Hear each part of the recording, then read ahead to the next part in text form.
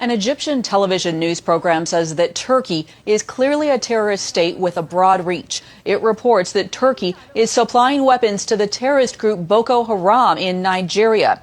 10 TV host Nashat Al-Delhi reported on a leak confirming an intercepted phone call from a few years back confirming the action. He reported in part, "Today's leak confirms without a doubt that Erdogan, his state, his government, and his party are transferring weapons from Turkey to, this is a shock, to where you may ask, to Nigeria. And to whom? To the Boko Haram organization."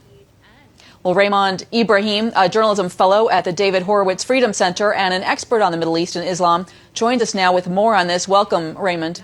Hello, Heather. Are you surprised by this report? What's your take on it? No, I'm not surprised. And my take on it is that the actual tape that was made that you referenced and you quoted was made apparently in 2014 or 15.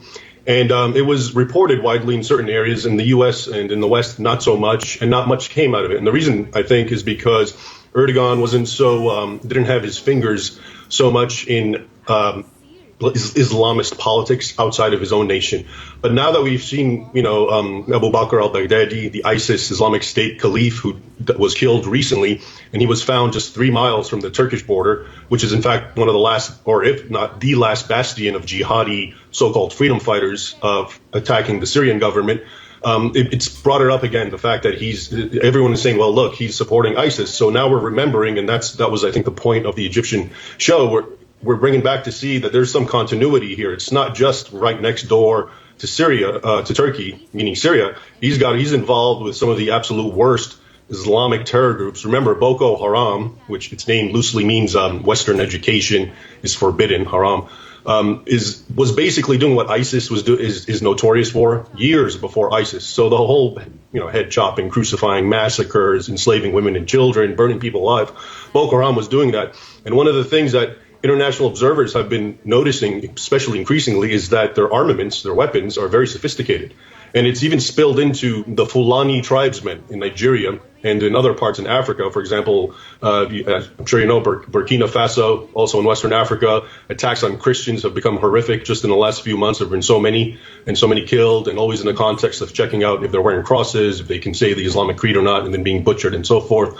And those tribesmen, the Fulani, who are essentially living almost on a primitive scale, appear with very advanced weaponry. Well, that's really interesting, which would kind of seem to perhaps give more weight to this idea that perhaps Turkey is collaborating with Boko Haram.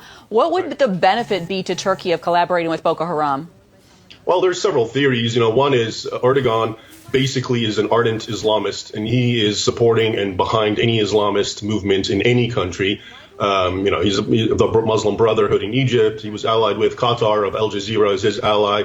And so you can see him. He's trying to help develop these Islamist groups so they can overthrow more secular states. Though, in fact, in Nigeria, an aside that I think is important, the president himself, Muhammad Buhari, of Nigeria, who's Muslim, Nigeria is half Christian, half Muslim, has been accused himself of being behind the so-called genocide, which a lot of international groups have called what's happening to Christians in Nigeria, that he himself is complicit in this armament. So he could very well be an ally of Erdogan and so forth, and it's just some sort of Islamist overall coalition globally.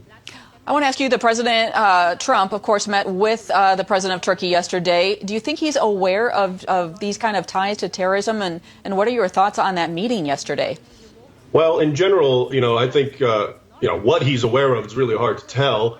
But I think the meeting in general, Trump and presidents won't necessarily bring up all these things, obviously. So when he met, for example, in Saudi Arabia with the king and so forth, he doesn't really mention human rights abuses and so forth for whatever strategic, tactical reasons. So it's really hard to predict. But I think he needs to be aware because Erdogan's he's got his fingerprints everywhere now. It's not just Syria, which is very obvious, but now there's older evidence of him involved in Nigeria and also in Turkey itself, the Christian population, the minority there. And remember, Turkey was originally entirely Christian. It was Anatolia.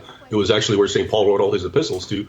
They're really being treated badly and discriminated against, and a lot of hate preaching in Turkey is increasingly against Christians and Jews. So definitely Turkey's going down the wrong path with Erdogan, though many Turks themselves remain committed to the Ataturk ideal of secularism. Well, we are out of time, but Raymond Ibrahim, thank you for your time and your insights here.